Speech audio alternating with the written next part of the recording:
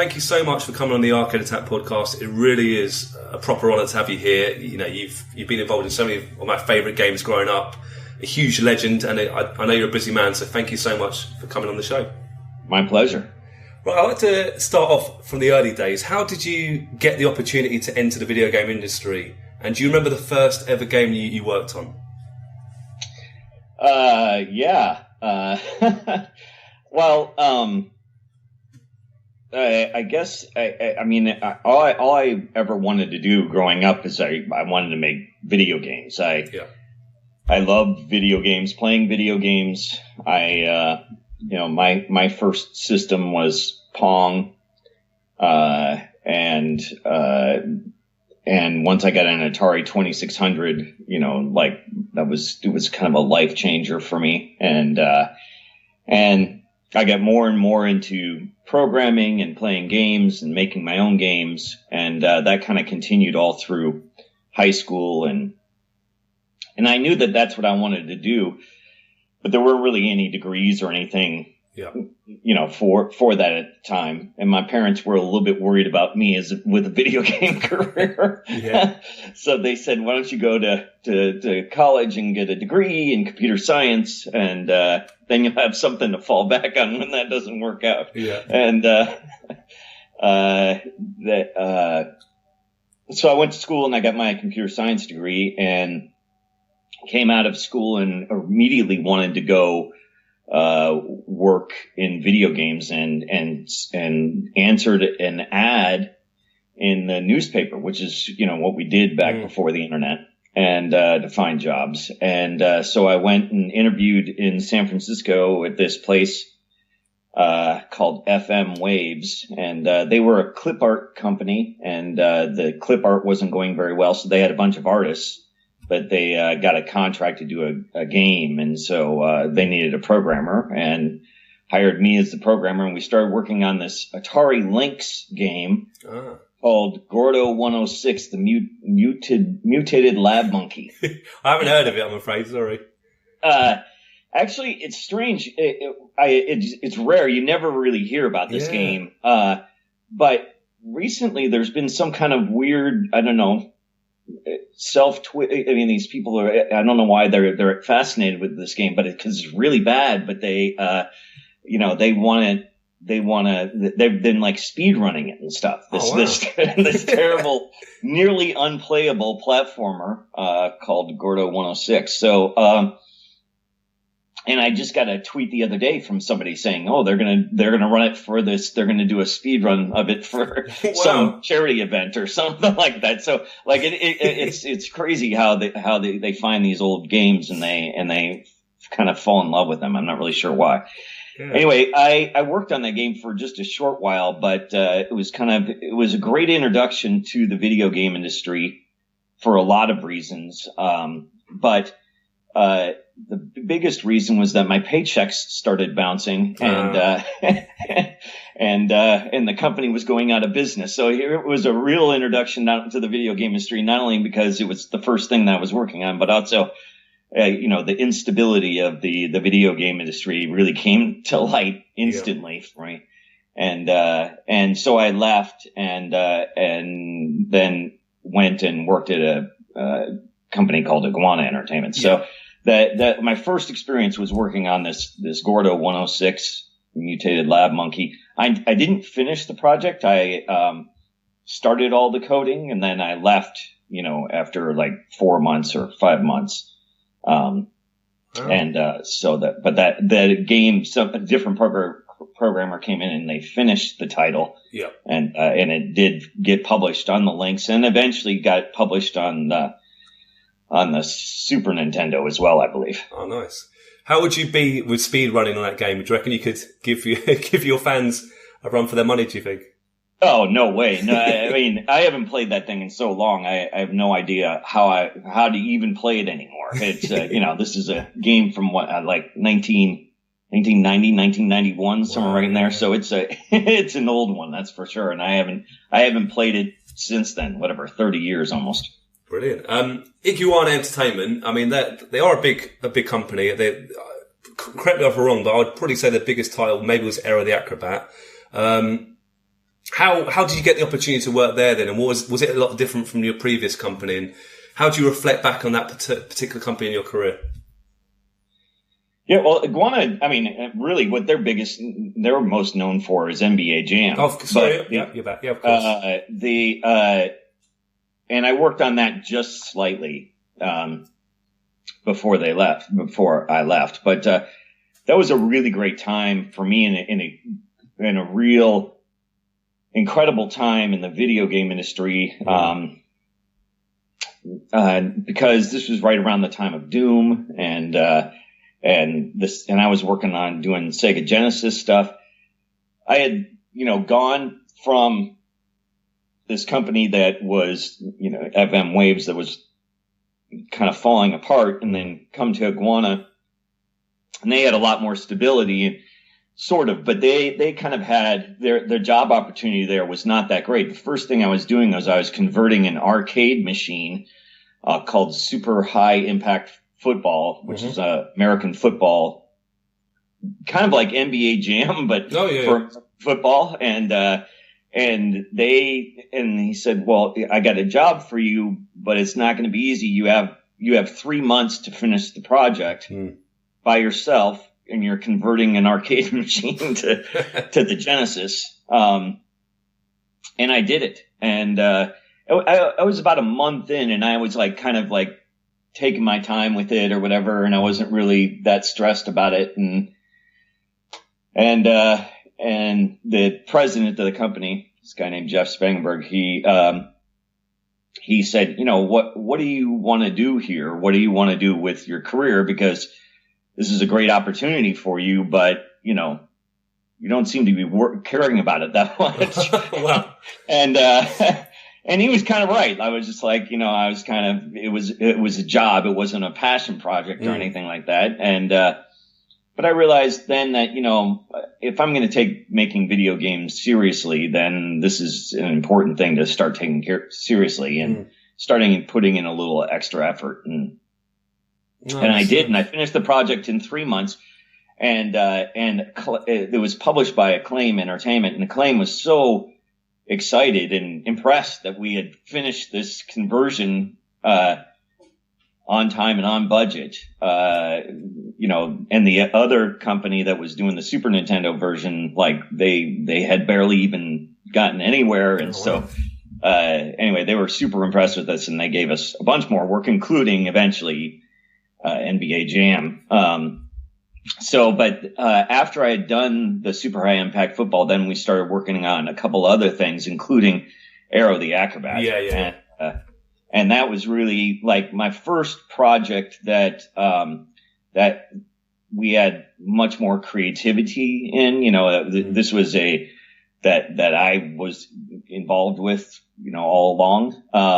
So I think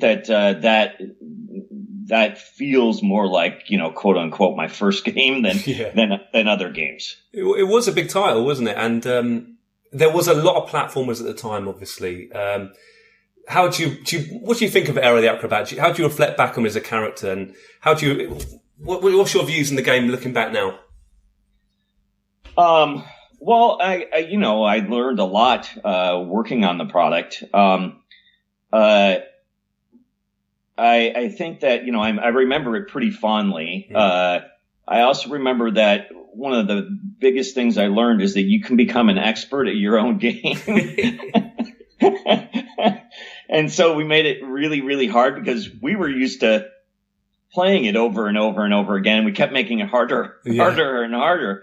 And then eventually, we were experts at the game and we could do all this stuff, but other people played it for the first time, like, oh my God, this is so hard. It is a tough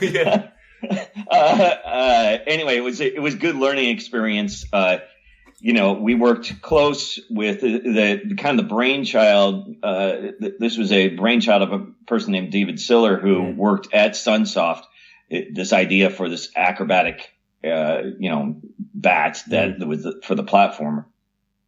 And we worked together, coming up with moves and kind of concept stuff or whatever. And then I worked close with designers and programmers and artists and stuff at Iguana to work together. As it was like my first involvement on a team, really, because all the other stuff that I had done was, that I'd finished was by myself. So, it was an interesting experience, not only because I worked on a team project, but also kind of working on this new, there was nothing to convert or nothing to base it on or whatever. And, so it was a great experience. I really loved it. I think that the game's still pretty popular, which is also incredible. And there, a lot of people talk about, their fond memories with that game. No, yeah, I totally agree.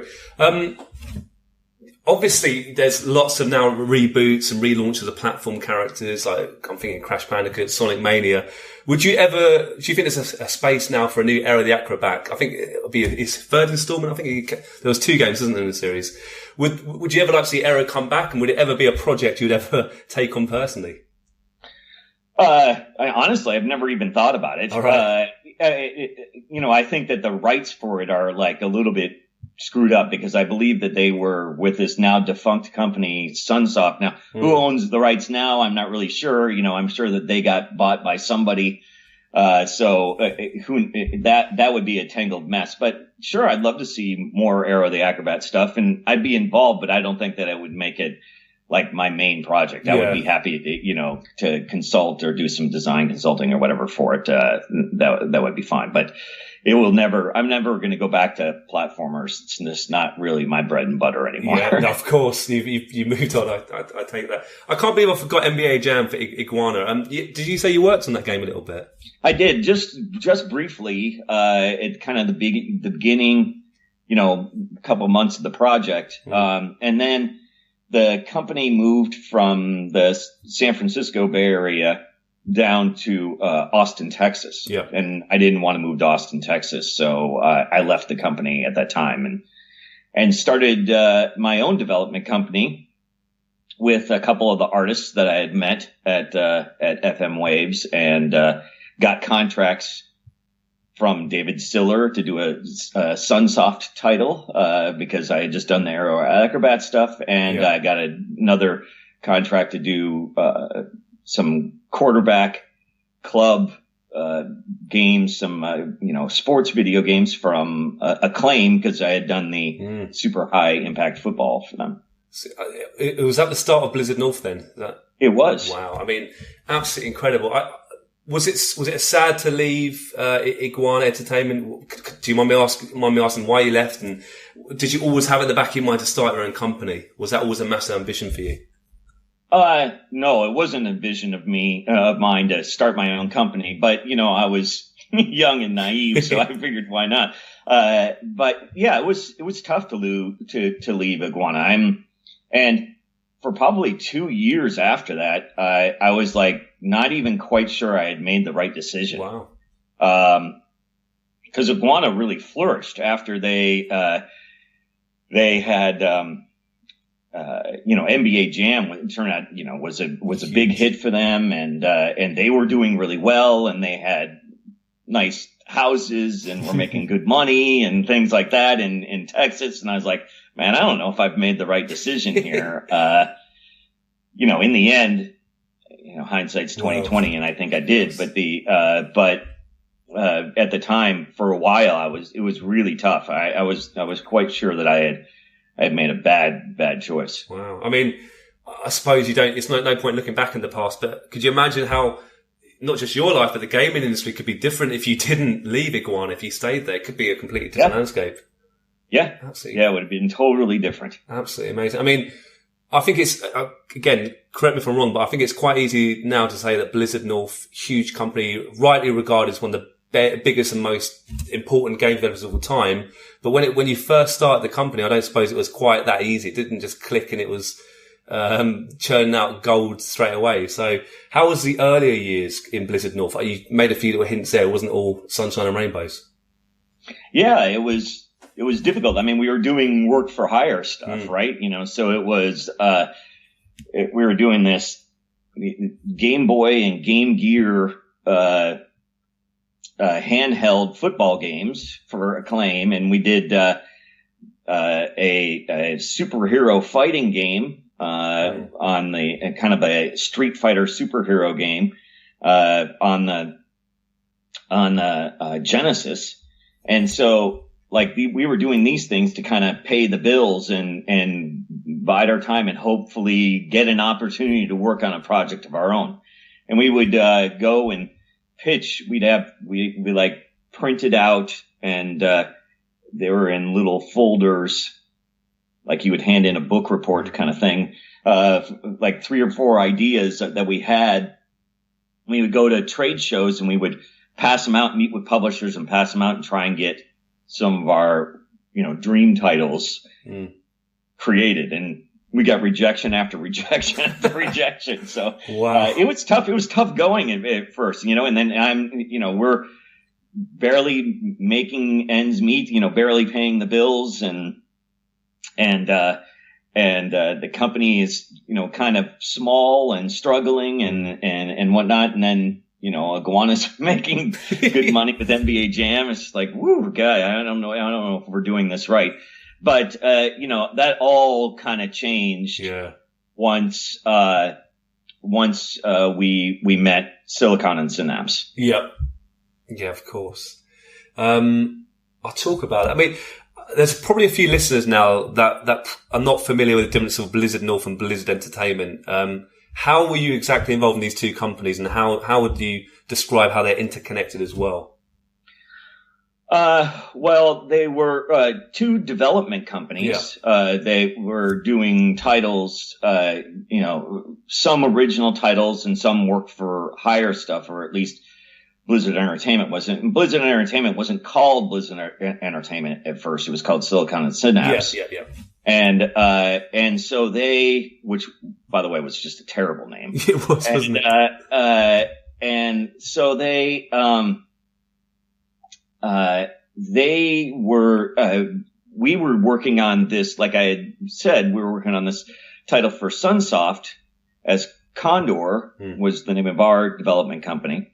And we were working on this Street Fighter game on the Genesis, and we show up at E3, which is, we showed up at CES. This was before E3 even existed.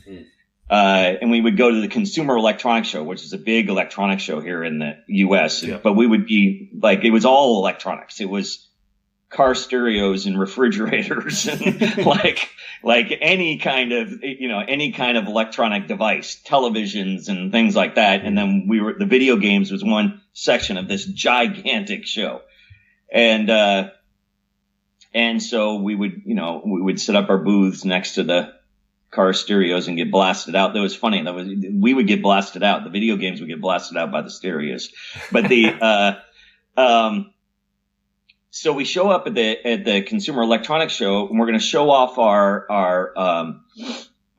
Genesis our Genesis title. It's called Justice League Task Force. Yeah, is the name of this game. And we show up, and lo and behold, there's a Super Nintendo version of the game as well, being done by a different developer. Oh no!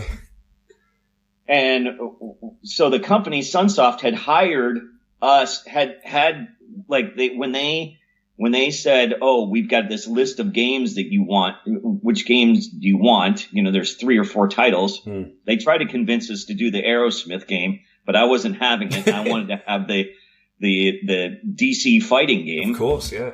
And so, are you sure? Are you sure? And so eventually we got it, and we got the Genesis version. We wanted both. And they said, no, we're only going to make this Genesis version. And then we show up at the show, and they had promised the Super Nintendo version to a different developer. Oh, wow. Is what had happened. And so we show up, and we didn't know that anybody was making a different version of it. We never talked. We didn't know that it existed. It was very weird. Wow.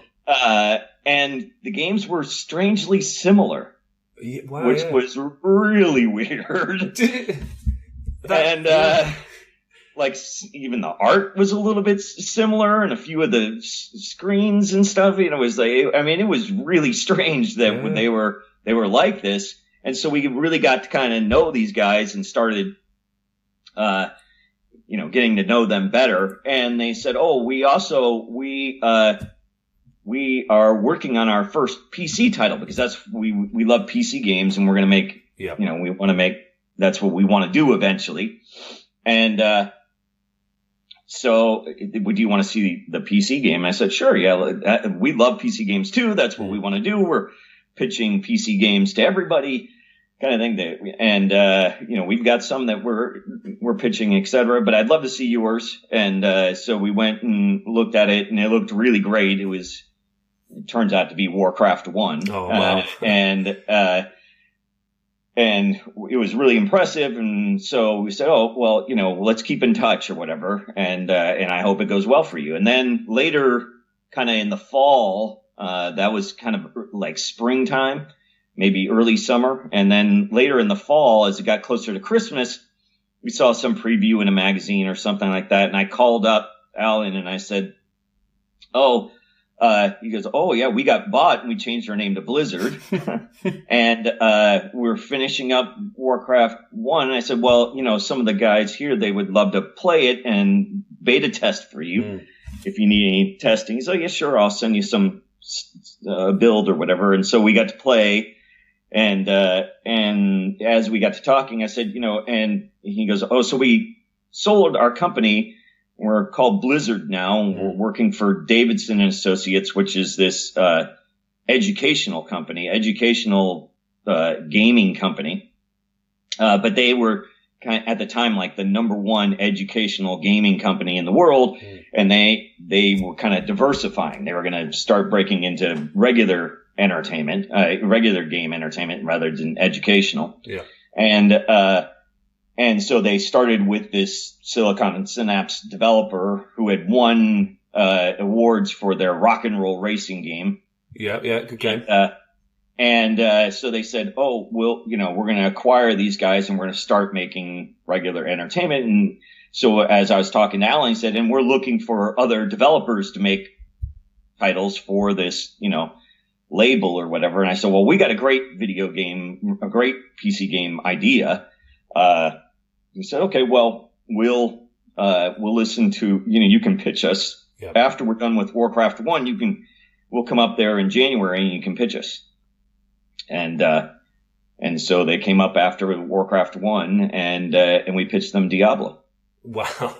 And the rest is history, I suppose. I mean, yeah, in a lot of ways. I mean, they loved it, and we had already been kind of gelling with these guys anyway, and we had a lot of the same philosophies and a lot of same kind of game design instincts and whatnot, and so they were really excited by the idea, and so and it was my dream idea that I'd been working on for a long time. Yeah. And so we signed the contract to do that, I think in like February time frame, somewhere right in there, like within a month or two of the, of that meeting, which it went really well, and they were super impressed and they loved the idea. And so, it was kind of quick from there. And then we began development probably, like I said, within about 6 weeks, I think we started development on Diablo after that. That's incredible. I mean, I don't want to downplay your hard work. But I suppose when you met the other company making the DC fighting game, it could have been so different if they didn't turn up or they were, they weren't making the game. How crazy is that when you think about it? I know, it's really crazy. I mean, the whole thing is pretty crazy. The fact that I met these two artists at the two artists are Max and Eric Schaefer and myself. Yeah. The three of us started Condor. I met them at this FM Waves company making Bordeaux, and they weren't even, they were just artists making clip art, right? So and what are the odds of me meeting them? And then for me to leave Iguana and stay here. And the reason Iguana left was because the owner got married and his wife was from Texas. And so they're moving back home kind of thing. And then, if he didn't get married or hadn't met that person, or like, all these kind of weird coincidences that kind of fell in line to get us to the end game. Because at the time, RPGs, this is a strange statement, but it was very true. RPGs were dead at the time. And we had a really difficult time, proposing Diablo to different companies, because the very first thing that everybody would say are RPGs are dead, meaning like they just aren't selling. Nobody wants them anymore. They're too small of a market for us to even bother. And so we got Diablo rejected probably 20 plus times before Blizzard goes, yes, this is exactly what we're looking for. Wow. And so, I think that we felt fortunate that somebody believed in the RPG market, and it was, that afforded us the opportunity to start working on my dream product. I'll talk about it a bit more in a minute. Really quickly, a bit of a cheeky question. Who do you think made the best DC Justice League fighting game out of the two? The Genesis or SNES version? I think that this sounds like a politically correct answer, but I think that in all fairness, that both of them were good in their own ways. They both had flaws, and they were both excelled at different things. I think that I think that our tactile feel of the moment-to-moment punching and kicking was better, but I thought that their special moves were better. Right. So, and I think that maybe that because the Super Nintendo I thought had better graphics than the Genesis, and I think that some of their art style, or their artwork looked a little better on the TV screen, just because it projected better from the SNES. Nice. Next quick question. Condor to Blizzard North. How did you come up with the original name for Condor, and why did you change the name? Was there any meaning between the same reason that, Silicon and Synapse changed their name to Blizzard, because it wasn't that great of a name. But we came up with Condor when I was working at FM Waves making Gordo with Max and Eric. We would dream about, not working there, because we could tell that things were not going very well, right? That we were probably going to need new jobs pretty soon. And all I could keep thinking in my head at the time was, my parents were right. I'm going to need this computer science degree for something besides games or whatever. But this was our code word for, let's talk about work possibilities outside of work or at lunch or whatever. Hey, I got some, Project Condor stuff to talk about. And so we use this kind of as a code word for talking about, leaving that company. Yeah. And so that's when we made the development company, and we're just I think all of us had different choices. We kind of voted. The three of us voted on the name, and every single person had a different number one choice, but all three of us chose Condor number two. So it won. Democracy won, on a point-based system, that it ended up winning. Yeah. So that's where the name Condor came from. And then when we sold the company, which was about a year into the development of Diablo 1, it was a little over a year into the development, we sold the company. And when we sold the company, we became Blizzard North. Yeah. Because they wanted to kind of keep the Blizzard moniker and label, and we wanted to as well, because they had success with Warcraft 1 and Warcraft 2, and it's we'll just, that label seems to be gaining momentum. Nobody knows Condor. It's not like we're really married to this name anyway. So let's go ahead and change it to Blizzard North. Nice. That makes sense. And the North comes from, because we were in Northern California versus Blizzard Entertainment was down in Southern California. Oh, excellent. When did you first have an inkling, even if it's a little idea for Diablo, even if you didn't have a name in your head, when did you first have a dream project in your head? Was it a eureka moment? Explain what inspired you initially with Diablo.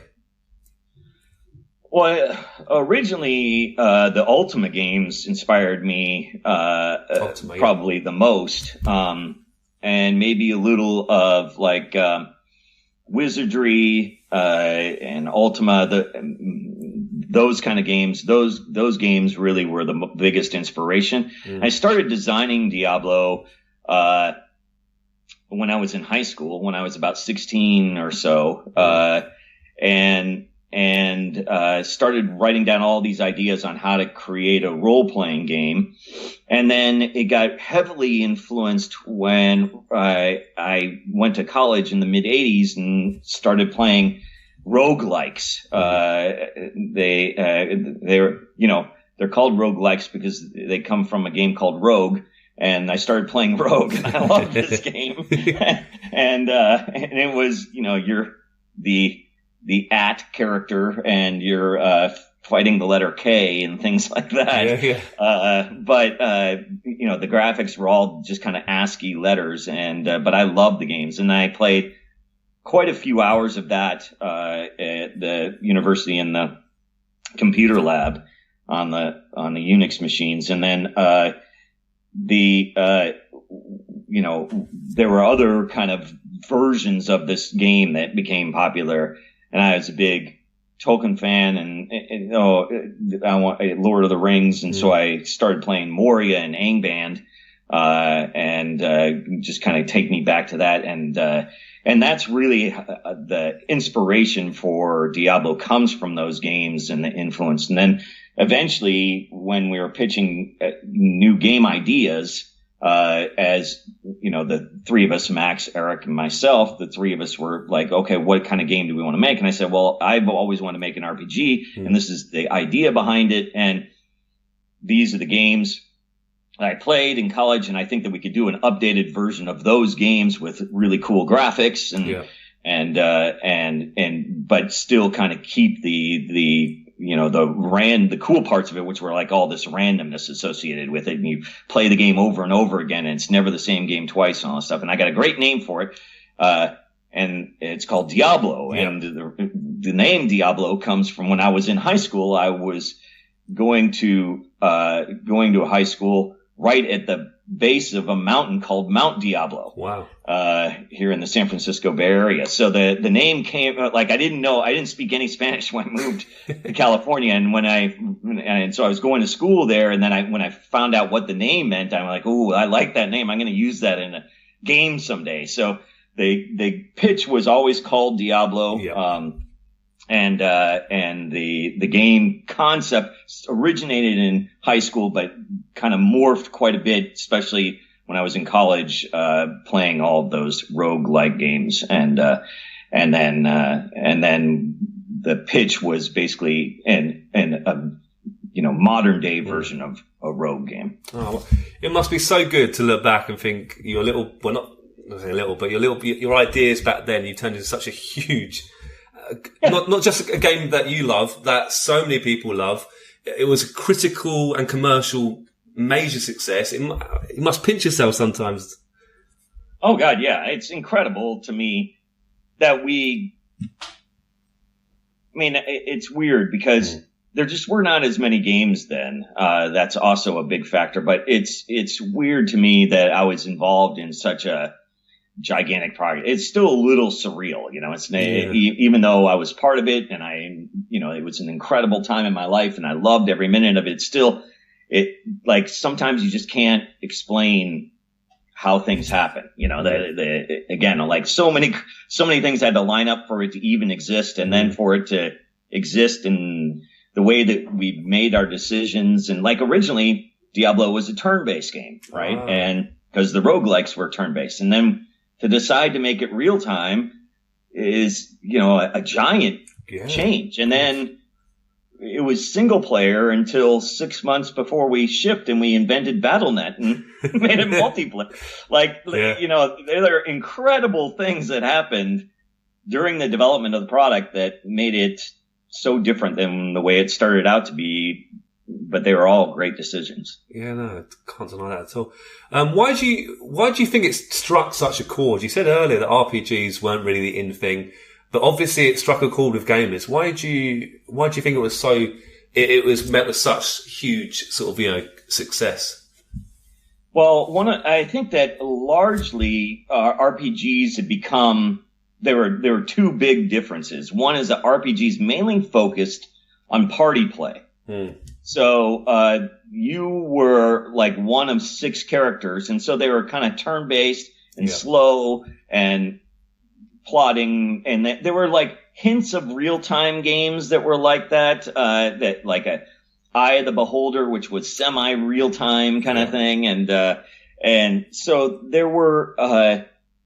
Even though they were still party based, it was having all of these characters, and the kind of the maintenance with all these characters started to turn people off. It was like it was pretty laborious to go through and make all the I've got to move this particular weapon from this character to this character, and I got to it was just like it was 6 times the amount of work or whatever, and so it just became kind of this, the party makeups were all the same. It's like, I've got my tank, I got my healer, I've got my wizard, I got my, rogue, I've got and so there was really no variety to it, as well as that, it just became difficult and kind of tedious to work on 6 characters at once. So reducing that down to 1 character was a big change. It was very different than most RPGs at the time. There were some kind of like RPG light-ish games, if you want to call like Zelda a light RPG. It doesn't really have the same kind of stats that a intense RPG has, but it has RPG elements, and it's kind of real time. And so I think that was definitely an influence. But one of the biggest things is that when you were doing these kind of party games or whatever, or even if it was a single character that you were working on, a lot of them were kind of cryptic in the way that they worked. It was like, okay, well, you have to unsheath your shield, your sword by like pressing one button, and then choose which stance you're in by another thing. And and we wanted to get rid of all of these ridiculous, things where it was like bags and bags and like all of these kind of like bizarre concepts that made the interface and playability of the game just slow down into like obscure commands. It felt like, you had to like, I have to Alt G and then a T and then a Q to get my sword going, and then I have to click and then decide what kind of click I'm going to do, and then it was just like it was tedious to do anything, to just smack on a monster. And one of the games that we were playing at the time was this game NHL 93 and 94, which were superb games on the Genesis, these sports games. One of the things that we liked about it the most was that the philosophy of like, I put the cartridge in, I press a button, and I'm skating. Yeah. Like within 2 clicks, I'm skating and I'm kicking butt and I'm and I'm having a good time. And so we wanted that same kind of philosophy throughout the entire experience, where it's like, I want to get rid of all of these layers of complexity, and I want to simplify it so it's just, I click to do things. I click to quickly get in the game. Yeah. I don't have to answer 67 questions on the history of my character and create a backstory to get into the game. I click, I want warrior, let me start smacking monsters.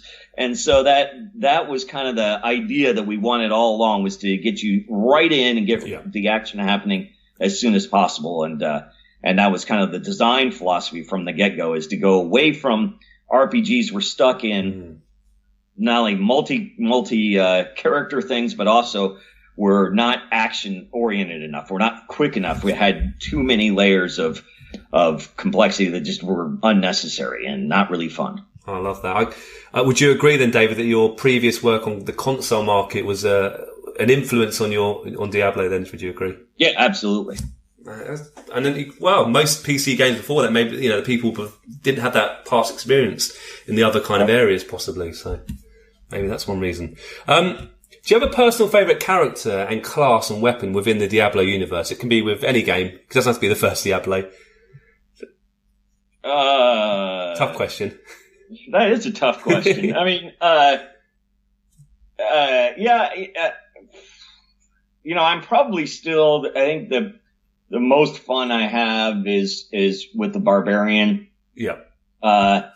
But I don't know. Necro's pretty close, and and so there's quite a bit. But favorite item probably, it's Siverb's cudgel, which is named after me. So that's good. Oh, right. Yeah, good answers. I really want to ask you quickly about the secret cow level, which has become one of the biggest. It became such a big sort of weird game in folklore. How exactly did this start? And can you just go into a little bit of detail about this? Because it's such an interesting story. Yeah. In Diablo 1, this was just early in the internet times, and there were kind of rumors, these just completely false rumors, that there are these cows in Diablo 1. They like, if you clicked on them a certain amount of times, there were like secrets and stuff in all sorts of games. Yeah. It was kind of like finding all these little cheat codes and secrets and stuff were very, very popular things. But there was this rumor going around that if you clicked on them like 100 and, I don't know, 1,000 times or something like that, then you get to go to the secret cow level, when it was totally false. Yeah. And so it's somehow this thing spread like wildfire, and everybody was like trying to get to the secret cow level, and how do you get to it and all this stuff. So in the second game, we decided, let's just put the secret cow level in, because that'll be funny. Not only do we want a secret, but because we didn't have enough secrets in the first one, we felt, but also we thought it'd be really fun to as a homage to this wicked rumor to make it a reality, and we thought it was just really kind of a funny joke, and so then we did we had a really good time coming up with the way that we were going to get to the cow level. And Wirt was this character in Diablo 1, and nobody liked him. He was kind of a little jerk. And so when we destroyed Tristram and you could find Wirt's leg and making that part of the cow level, it's just it was all kind of things that we loved to kind of design. And it was just kind of a fun thing. So the cow level came about just simply because of this false rumor that there would be a cow level. And we thought it would be really funny if people would go, oh yeah, I'm not going to fall for the cow level thing again. And then when there really is a cow level, that's great. In Diablo 2. And then since then I've stuck with the theme and kept cow levels in all my games. So. I don't know where, do you have any idea where the rumor started from? No, I don't. I have no idea. I mean, all of our employees would scour the boards and stuff or whatever. And I remember reading some stuff about it, but I don't remember exactly where it originated. Mad. It's just crazy thinking about how many people must have been clicking on the cows in the first game and getting nowhere. Must have. Yeah. Bizarre thought, isn't it? It's hilarious. Diablo 2, brilliant. I mean, it carried on where the original left off. Was it always a decision to make a sequel? Was that always in the back of your mind to carry on the series? And how do you try and make this game improve on the original? I know that wasn't an easy task, but what was behind that game then? There was never a plan to do a sequel, simply because we were just, I was like, if we can even get this game made, that'd be amazing. And if it sells a couple copies,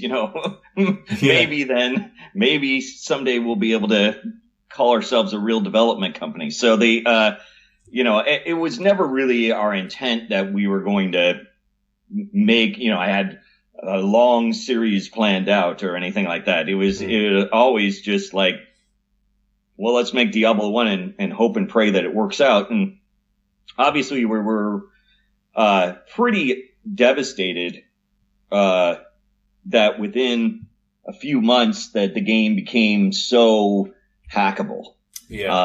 And one of the things that never really occurred to us is that we knew that there would be hacking, and it was okay, well, people are going to cheat or whatever, but it's not really that big of a deal because it's going to be a small percentage of the population. It's not really that big of a deal.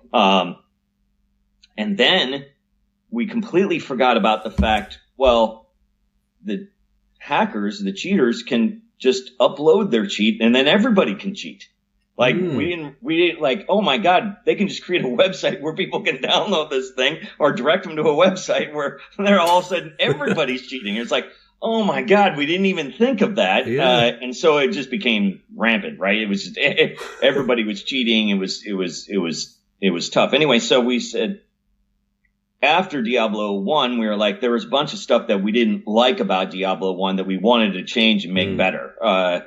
But the number one motivation was, it sold well enough. We got, things went really well. And so everybody wanted us to make a second version. We were kind of burnt out, and it took us a couple months to get our lives back together. And then we decided to, we kind of fiddled around with a few other ideas for about 10 minutes and then decided, we're going to make a sequel.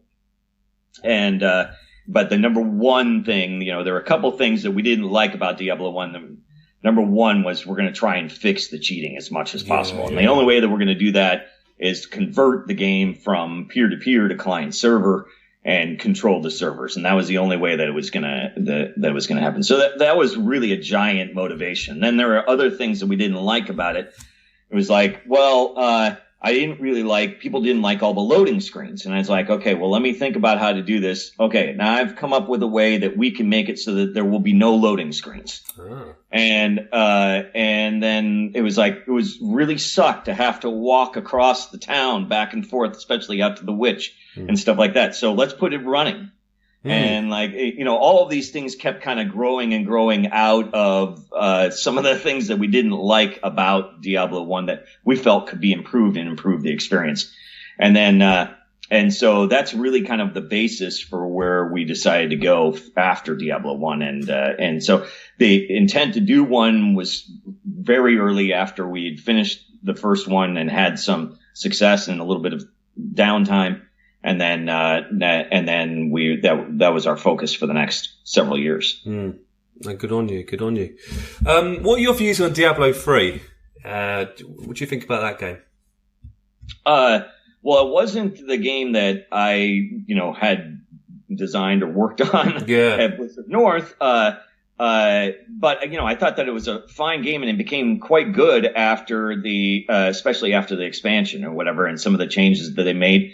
It had a bit of a rough start, I think, and it's a shame because they spent a lot of time and a lot of money, and a lot of people dedicated a big portion of their careers to that game. Yeah. And it's, overall, I thought that it got kind of a bad rap, a worse rap than it actually is. Yeah. But I think that a lot of people have come to like the game quite a bit, especially post the expansion and some of the changes that they made to things like Real Money Auction House and stuff like that. Fair enough. Out of the three Diablo games, or the first two really, is there one you personally have the biggest connection with? Which is the definitive game in the series in your view, and how do you reflect back at your time working on Diablos, one of the first two games? Well, looking back on working on them, I have nothing but fond memories. Yeah.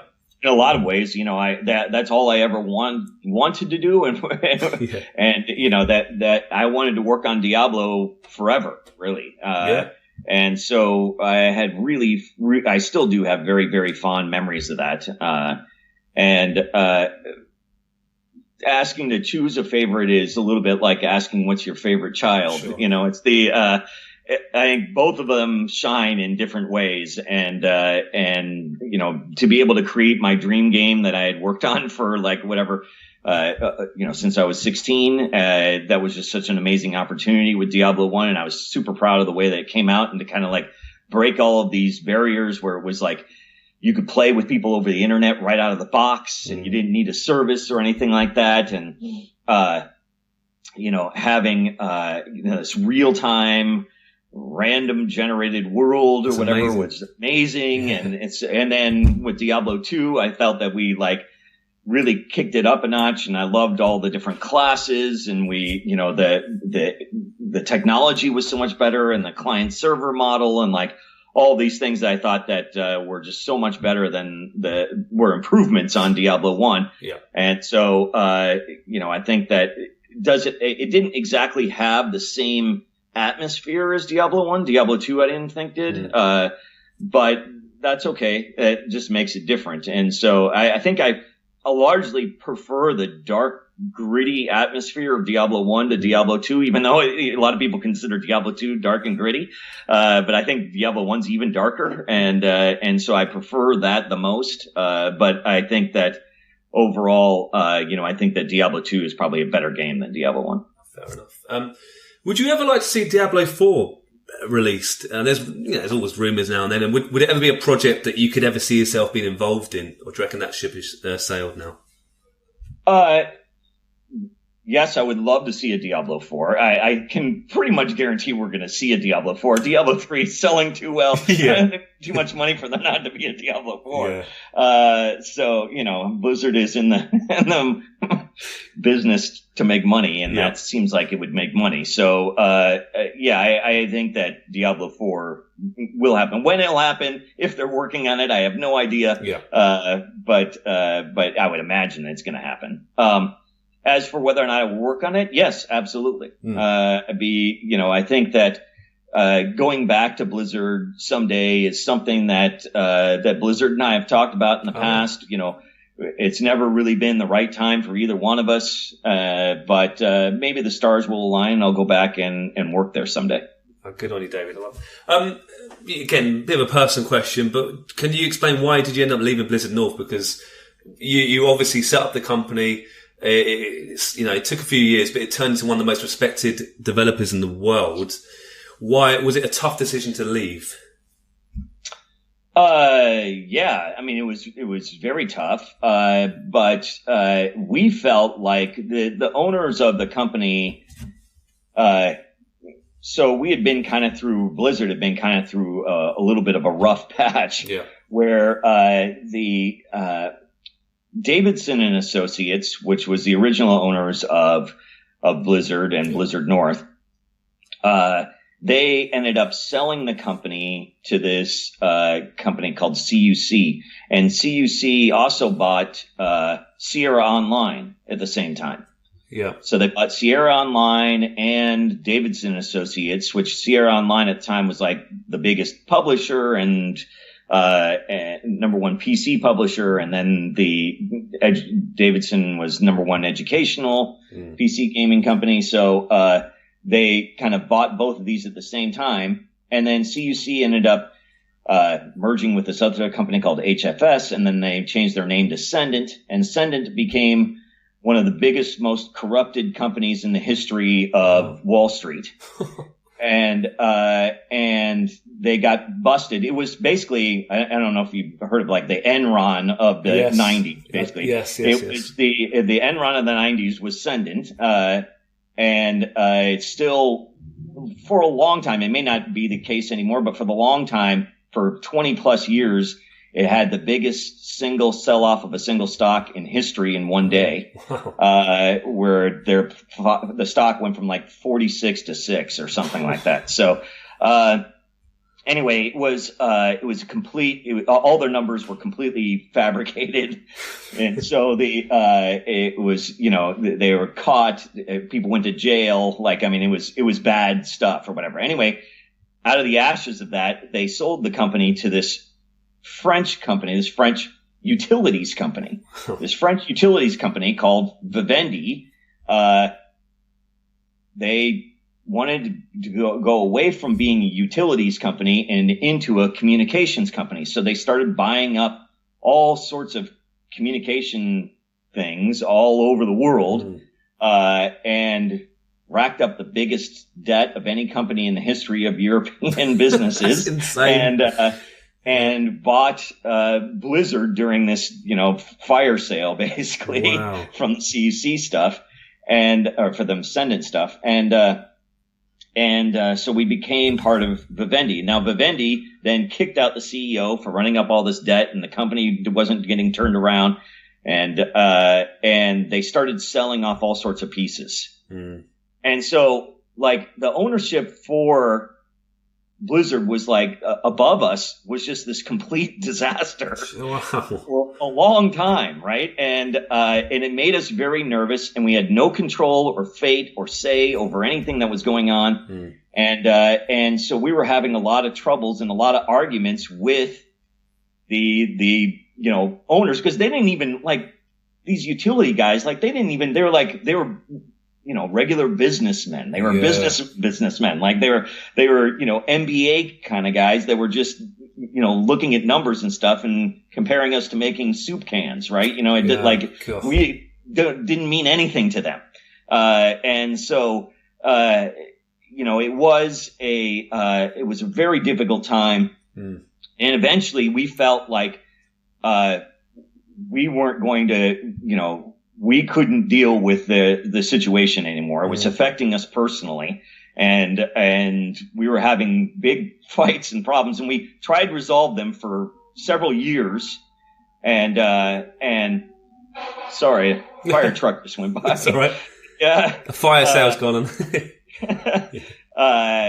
Anyway, so for years we tried to resolve this situation, but in the end, we just felt like we couldn't do this anymore, and we couldn't be in the situation we were anymore. It was too much of an impact on our daily lives, and my life wasn't about making Diablo. It was fighting this parent company, and that's no way to live, really. That's not what I wanted out of my life, or exactly what I wanted to do with my career. And so I decided it was just time for us to move on. I mean, that's such a shame, because obviously Blizzard North closed soon after you left, and I guess, do you look back with a bit of sadness in a way how it all kind of finished up? Absolutely. I'm still distraught.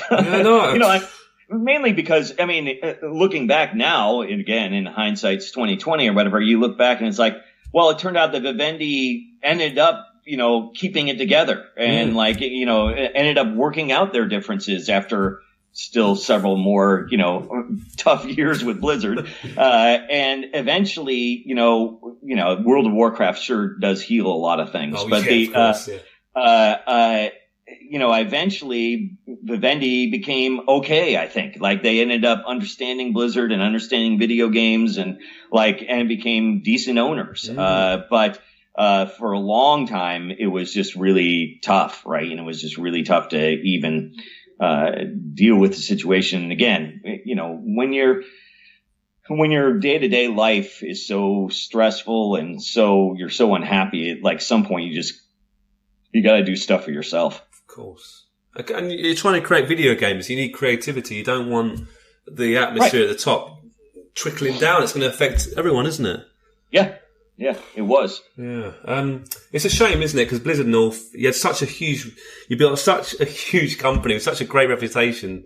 I feel sorry for you, David, really, but hey, it's tough. But you moved on and you got Graybeard Games now, which we're going to talk about very soon. Before I talk about that, would you say that Blizzard North and Blizzard Entertainment had a good working relationship? And would you ever, you kind of answered already actually, would you ever like to create games for Blizzard Entertainment in the future?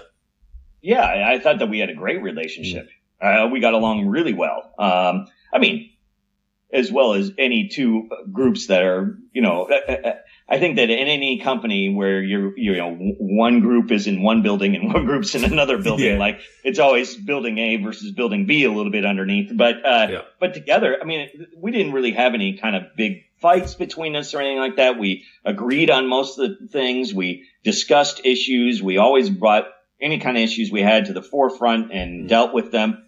Sometimes I wasn't always very good about dealing with them, but I think that largely, I think that we did a good job at communicating and trying to work out any kind of differences that we had. And again, these were pretty minor things that weren't really reasons that, Blizzard North fell apart or anything like that. It had nothing to do with them and had everything to do with ourselves and Vivendi. Oh, good stuff. Good stuff. How soon after you left Blizzard North did you start Graybeard Games, and how exactly did this company start and get its name? I love the name, by the way. Oh, thanks. Well, after Graybeard Games, after Blizzard North, we left and I made Flagship Studios, where we made Hellgate London. And then after that, then I went to a company called Gazillion Entertainment with my friend John Romero. Oh, wow. And John had made this game. Made this game company called Slipgate Ironworks. and Gazillion was kind of the parent company, and I was going to make my own thing there. And eventually, I became CEO of Gazillion. We made a game called Marvel Heroes, but again, I was like, I've been businessman. Like this keeps happening to me. I keep getting promoted. President of Blizzard North, and then I'm one of the chief executives of Flagship Studios, and I'm like, okay, I just want to work on games again. So I signed up to be the creative director on Marvel Heroes, and then I'm CEO of the company, which was like big company, and it just keeps happening to me. Anyway, so after working on Marvel Heroes for a while and being CEO for several years and stuff, I decided, look, this isn't really for me anymore. When I was a kid, my dream wasn't, someday I want to be CEO of these companies. I want to make video games, right? And that's what makes me happy, and that's where I flourish the most. And I want to get back to actually being programming and doing the things that I love. And so I left Gazillion and I started Graybeard Games, a little indie studio where I'm working on It Lurks Below. And it's kind of an extreme to go from being CEO to doing what I'm doing, which was, the idea was I'm going to form a small team, 3 to 5 people, and we're going to make a little indie title, and I'm going to be intimately involved in the entire thing. And then as I started working, I had left and doing some research, and I started talking to some of my friends who were kind of doing smaller products and stuff like that. And I started realizing, hey, they're doing it with just a few people or whatever. And so, maybe 5 is too many. Maybe it's going to be 2 or 3. Yeah. And then I started working on it, and I started doing art, and I started doing the programming and things like that. And I was like, you know what? I think I can do this entire thing by myself. That's amazing. and because I'm very confident in my music abilities. I've been playing piano since I was 6, and I still play, and I play a bunch of different instruments, and I was in marching band in high school and college, and so the music part I was pretty confident in, and then art wise not super confident, but I was like, well, if I make the pixels big enough, maybe it'll look okay. and so going with the pixel art game and making the pixels fairly big, and I think I can do this or whatever. So the programming was no problem, the music was no problem, so it was really whether or not I could do the art, and the design wasn't really a problem. So that it was like, and after a little while, I think I gained enough confidence, and now I'm pretty good at my art abilities. Definitely improved after doing pixel art for whatever, a year and a half or 2 years now. It's you tend to improve when you're doing it almost every day. Well, I've had a look at the images of It Lurks Below on the website. It's absolutely incredible. It looks really classy, sort of retro themed. I'd call it, what you call it, action RPG. I mean, can you go into a bit more detail about it? It's basically Diablo from the side. Yeah. It is, randomly generated world and dungeon, randomly generated items, different character classes, we got warrior and necro and bard and wizard, and so it's very much like Diablo. It's a single RPG, lots of stats, things like that have an impact. It's got ranged weapons and melee weapons and all these kind of things. So it's very much a Diablo-like experience, but it's got a little bit of Terraria-esque type things where it's like kind of that same viewpoint from the side. There's a lot of digging and crafting and things like that in the game as well. So but it's got things like, it's got rune words and a lot of gemming and things like that that is very kind of typical of my Diablo creations. So if there are any listeners out there who love your Diablo, this should be the title for them as well. This is absolutely, and it's in early access right now on Steam. You can buy it, and so if you want to, I mean, it's not done yet. It is early access, but there's quite a bit of content. There are several. I'm going to say quite a few because it is actually quite a few people in the community now that have 300 plus hours of play already on it. So it is it's addictive, and people are having a really good time, and there's plenty of content there. Love that. What can I ask? What does lurk below? Is that a bit of a secret? Well, it. It's a great name. Sounds like a horror film, that title. I love it. It's got definite horror kind of vibe to it. Love it. Is there going to be any secret cow levels? Can you reveal that? Of course. Oh, is there really? Absolutely. Oh, excellent. I mean, this sounds right up my alley. I'm going to be checking this game out. Don't even worry about it. It looks excellent. You've got a website. Is that right, David, for this? What's that? You've got a website for the game. Yeah. Well, yeah. You can go to Steam to get it and just look at It Lurks Below on Steam. And then also my Graybeard Games, that's Gray with an A. Yeah. Graybeard Games website has links to it and has a little. I think on my Graybeard Games website right now, it's got It Lurks Below. It has this free puzzle game I made as a game jam. Nice. I called the Old Man Game Jam, where I videoed the entire development, let everybody look at my code and my creation process and stuff. All the videos are on YouTube, but you can download the game for free. It's a pick cross game. I don't know if you even know what those are, but it's basically like a little number puzzle where you create a picture. I've heard of them. Yeah. Yeah. So it's a pick cross game that I made in 30 hours. Wow. And then also is the original design document for Diablo is on the website as well. A link to that. So. Wow, there's lots of treats there. I mean, when do you hope to get It Lurks Below released? Have you got a date in mind, and what platforms do you hope it will come on? You mentioned Steam earlier. Right, yeah.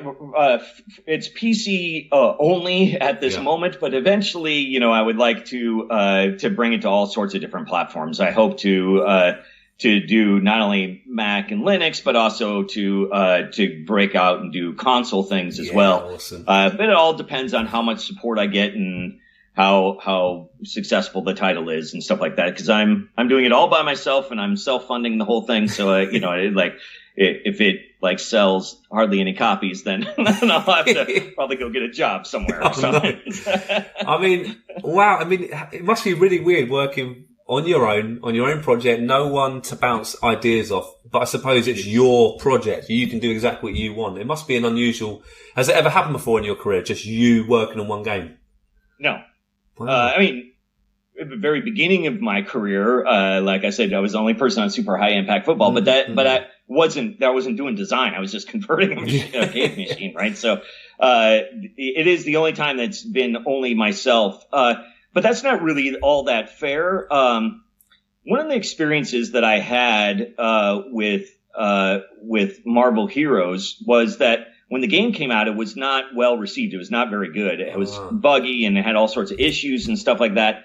And again, like I had become CEO at the time. I wasn't really working on the project day to day. I couldn't. I had to work on saving the company. Had all sorts of problems. And so. But one of the things that I decided to do when it came out is I said, well, let's open it up. Let's open up the game. Let's pull back the curtain. Yeah. Let's be completely honest with everybody. We're going to get out there and we're going to let anybody in the company can post on the forums, can communicate with the community, can get feedback, et cetera, and let's work together with our community to make this thing better. And so we took Marvel Heroes, which got a Metacritic of a terrible 58. Whoa, yeah. And changed it into an 82 a year later. Wow, that's a huge jump. Yeah, and it was mainly because of our interaction with the community. I started streaming the game on Twitch. I started playing the game every day and talking with the community and working together to improve the product. And that experience was so wonderful that I decided that that's one of the reasons that I wanted to do this full time. So that's kind of the philosophy that I have with Lurks Below. I'm I'm streaming the game several days a week. I'm constantly interacting with the community in Discord and on the Steam forums. I get feedback from people. I run ideas by them. My wife is super valuable when it comes to this. She's a big gamer as well. She worked as a programmer at Blizzard North. Really? So I run all sorts of ideas by her and whatnot. So I do have a little bit of a sounding board. At the same time, I am down in my office, in the basement of my house, and I'm working away or whatever. And I was working away for a little over a year. And it was kind of sketchy as to whether or not I was doing is this an all work and no play makes Jack a dull boy kind of thing? Or is it, I'm completely insane here, or is this actually something kind of fun? And so to get it out there and people get it well received and get some feedback from the community, make changes based on the feedback, and have a kind of an interactive experience where that's one of the reasons I want to do this early access, is to have this experience with the community and build something great together. Love that. I mean, that's brilliant. You said it brilliantly, David. I can't wait to play this game now. You sold it to me, definitely. I've got a few random questions, because I know you're busy, but we've sort of got about 3 or 4 random questions left. No problem. If you could be transported into any of your video games and live there for a day, which game would you choose and why? I'm not sure I want to go to any of my video games. They're all pretty terrible places. I guess maybe if you count Quarterback Club as one of mine, being a sports star. I guess even though I can't play sports, I'm terrible at sports. It's probably the safest place. I'm blind in one eye, so I have no depth perception. So I'm really terrible at sports. I think that at least is a semi-happy place, whatever, versus basically hell on earth on all the rest of my titles. I know, yeah. Actually, you have made some quite bleak games, actually. Another bit of a random question. If you could travel back in time and work on any video game, maybe a game you loved growing up, for example, which game would you have loved to be involved in? I think that's tough, but I would say maybe Ultima 4 or Doom. Oh, yeah, both classics. I think those in particular are ones. Well, I don't know. The only other choice I'm on the fence with would be maybe the original Pokemon. Oh, wow. I mean, that is very different games, aren't they? But yeah. Good answers. I love Pokemon. I'm a huge Pokemon fan. I do as well. It's one of my guilty pleasures, so I love Pokemon as well. Is there any video games you started work on, whether it was your own projects or working at Iguana, for example? Is there any games you started working on but they never got released for any reason? Oh, yeah. Oh, really? Yeah, I've started working on quite a few games that haven't gone anywhere never saw the light of day. When we were working on a new title at Blizzard North as well before we left. So that was kind of, we had nicknamed it, quote unquote, Star Blow, but it was basically a space Diablo styled game. Wow. And anyway, I thought that had promise. That was probably one of the only ones I ever worked on that I thought that had the most promise, but never saw the light of day. Would you think there's any chance you could sort of resurrect that title? Is that?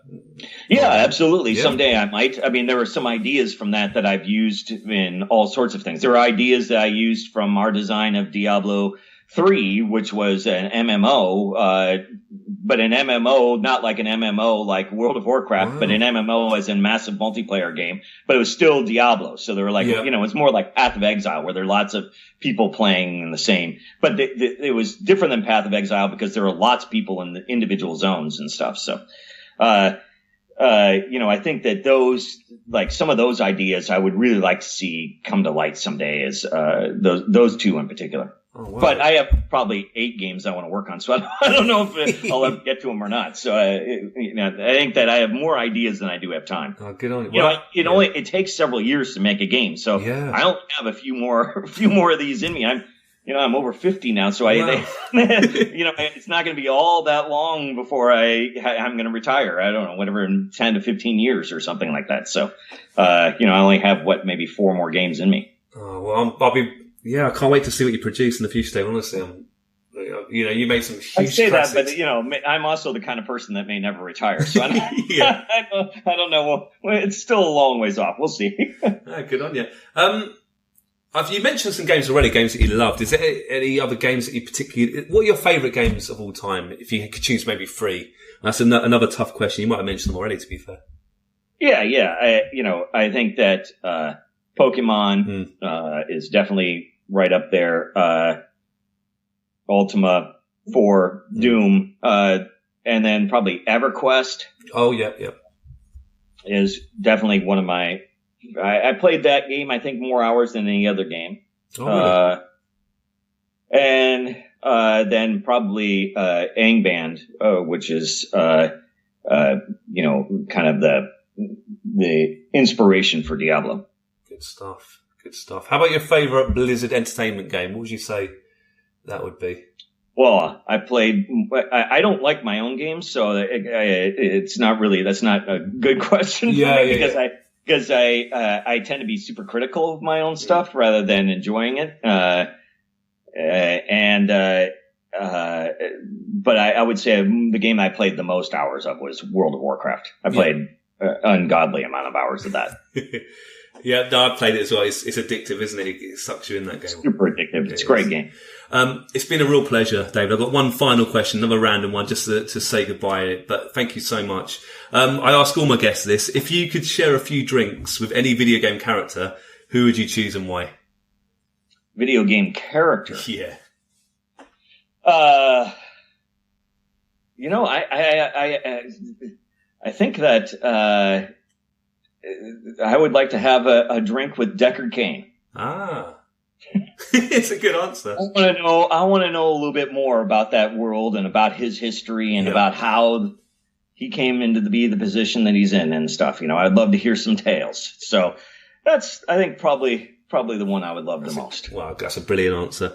Look, David, you've been a real pleasure to talk to. It's a genuine honour to have you on Arcade Attack, and I really wish it Lurks Below luck. Hopefully we can chat again in the future sometime. Yeah, absolutely. This was really fun. Thank you.